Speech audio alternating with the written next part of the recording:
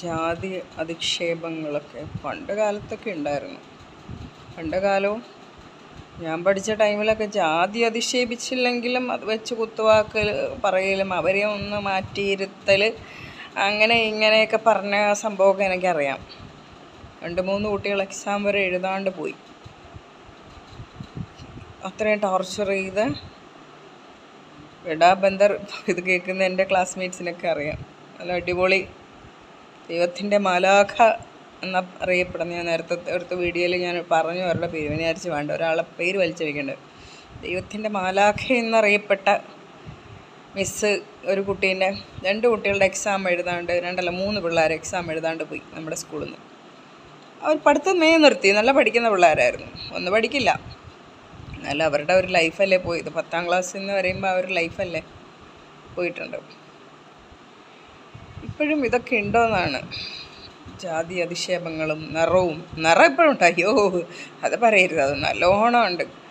അയ്യോ, കറുത്തവരെല്ലാം SC/ST എന്നുള്ള പരിഗണനയിലാണ് വെച്ചേക്കുന്നത്. നമ്മളെ കേരളത്തിലുള്ളവർ അവർ SC/ST, കറുത്തവർ SC/ST, വെളുത്തവർ അങ്ങ് ബ്രാഹ്മണത്തിൻ്റെ അങ്ങ് അപ്പുറത്ത് നമ്പൂതിരിമാരും പിന്നെ ഒന്നും പറയണ്ട, അങ്ങനെ കണക്ക് കൂട്ടുന്നതാണ്. പിന്നെ ഈ താഴെ OBC-ക്കാരിൽ വെളുത്തവർ വരെ എൻ്റെ അമ്മേ, ഞാൻ വെളുത്തു സുന്ദരിയാണ്, ഞങ്ങളങ്ങ് അങ്ങനെ കറുത്തവരെയൊന്നും ഞങ്ങൾക്ക് ഇഷ്ടമാവില്ല ഇങ്ങനെയൊക്കെ പറയുന്ന ടീമുകളുണ്ട്. കറുത്ത് കഴിഞ്ഞ് നിങ്ങൾ SC/ST ആണോ എന്ന ഡൗട്ടുകളാണ്. പിന്നെ ഇനിയിപ്പോൾ ജാതി സർട്ടിഫിക്കറ്റ് വരെ കാണിച്ചു കൊടുക്കേണ്ടി വരും ആൾക്കാർ. സ്കൂളുകളിൽ ആ കുട്ടികളെയൊക്കെ എങ്ങനെ ടോർച്ചർ ചെള്ളയ്ക്ക് അടി കൊടുക്കണമായിരുന്നു. ചെള്ളയ്ക്ക് എല്ലാ പിള്ളേരും കൂടെ ചേർന്നിട്ട്. ടീച്ചേഴ്സ് എന്ന മാതാപിതാ ഗുരു ദൈവം ഒക്കെ ശരി തന്നെയാണ്. ഇതൊക്കെ നിങ്ങൾ സ്കൂളുകളിലൊക്കെ മൊബൈലിൽ കൊണ്ടുപോകില്ല, റെക്കോർഡ് ചെയ്യുക പബ്ലിക്കായിട്ട്. ഇപ്പം പ്ലാറ്റ്ഫോമൊക്കെ ഇല്ല, പബ്ലിക്കായിട്ട് അങ്ങ് ഇടുക. ഇങ്ങനെയൊക്കെ പറയുന്നവരുടെ വീഡിയോസ് റെക്കോർഡ് ചെയ്തിടണം. നിങ്ങൾക്കൊക്കെ ബുദ്ധികളില്ലേ? ക്ലാസ്സിൽ ചിലപ്പം പറ്റില്ലായിരിക്കാം, എന്നാലും ഇതെല്ലാം വഴിയാണ്. പെൻ ക്യാമറ അങ്ങനത്തെയൊക്കെ ഇല്ലേ, റെക്കോർഡ് ചെയ്തിട്ടിടണം. നാട് മൊത്തം കൊണ്ടോട്ടെ ഇവറ്റകളെയൊക്കെ. പച്ചയായ മുഖങ്ങൾ ഇങ്ങനെയൊക്കെ പറയുന്നവരെ, ജാതി അധിക്ഷേപിക്കുന്നവരെ, നിറത്തിൻ്റെ പേരിൽ അധിക്ഷേപിക്കുന്നവരെയൊക്കെ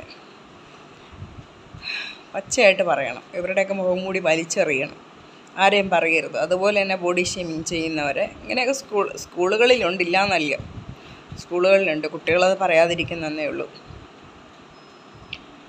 നിങ്ങൾ ടീച്ചേഴ്സൊക്കെ ആദ്യം കൗൺസിലിംഗ് നിങ്ങളാണ് പോയിട്ട് നന്നാവേണ്ടത്. അല്ലാതെ കുട്ടികളെ നന്നായില്ല എന്ന് പറഞ്ഞിട്ട് കാര്യമില്ല. കുട്ടികൾ നിങ്ങളെ ഒരു വില തരണമെങ്കിൽ നിങ്ങൾ കുട്ടികൾക്കും അതുപോലെ ഒരു വില കൊടുക്കണം, എന്നാലേ കുട്ടികൾ തരുള്ളൂ. അല്ലാണ്ട് നിങ്ങളെ അവിടെ പിടിച്ച് നിൽക്കുന്നതെന്ന് വെച്ചാൽ പിള്ളേർക്ക് മാർക്ക് പോകുമെന്ന് പേടിച്ചിട്ടാണ് നിങ്ങളെ സ്നേഹിച്ചവിടെ നിൽക്കുന്നത്.